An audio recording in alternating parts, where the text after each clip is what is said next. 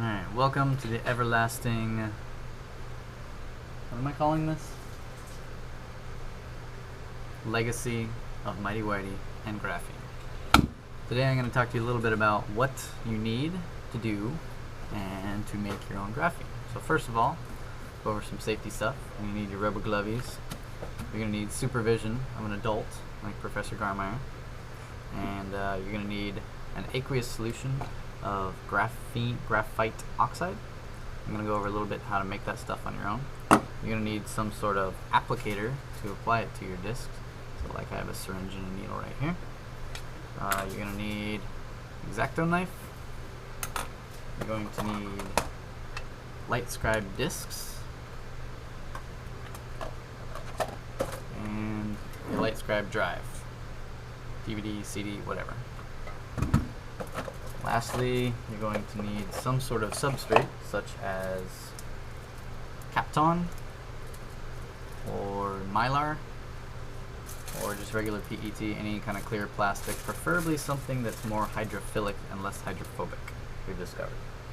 And then also you're going to need some kind of spray-on adhesive, and we'll go over how to use all this stuff in just a second.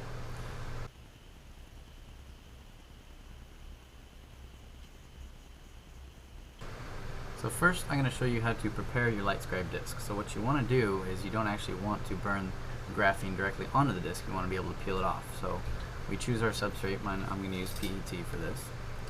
And easy way to do this is to just trace it first.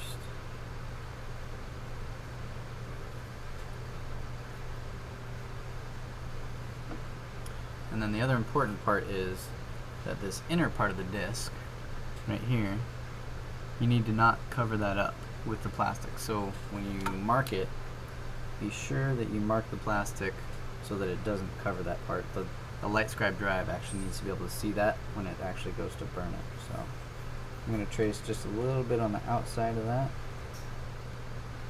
like so. Kind of see there. And then I'm going to cut it out with my X-Acto knife.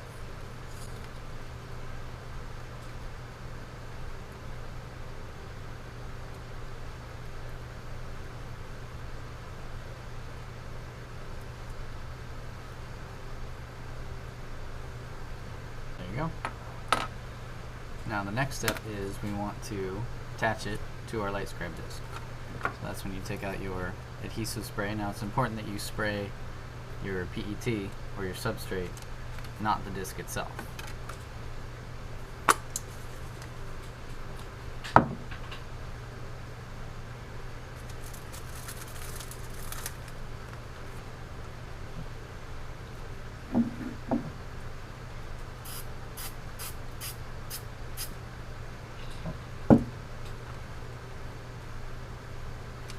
So just a real light, thin coating is all you need on there.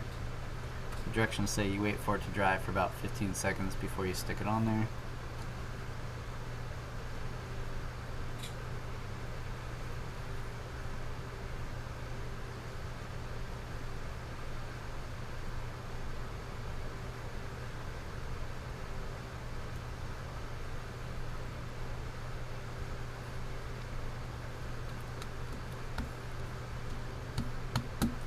Just like that.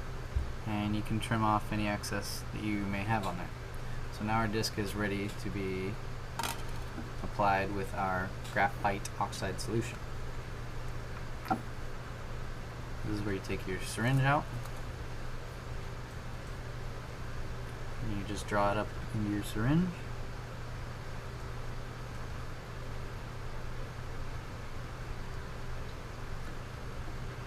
And you want to apply it just right directly on top of your substrate. You want to try to do a nice even coat.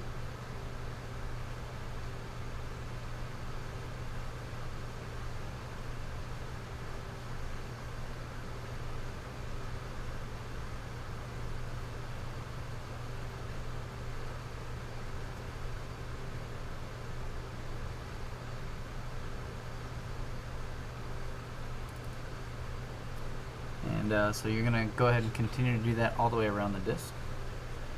And the next step is actually let that dry for about 28 to 48 hours. And this is what a disc is going to look like once it's dried and been applied all the way around.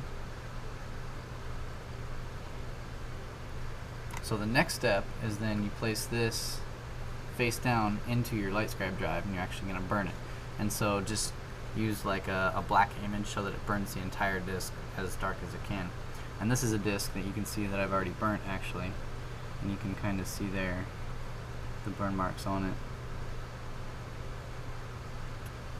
And so you know you have graphene obviously when you can put your multimeter on there and measure an impedance.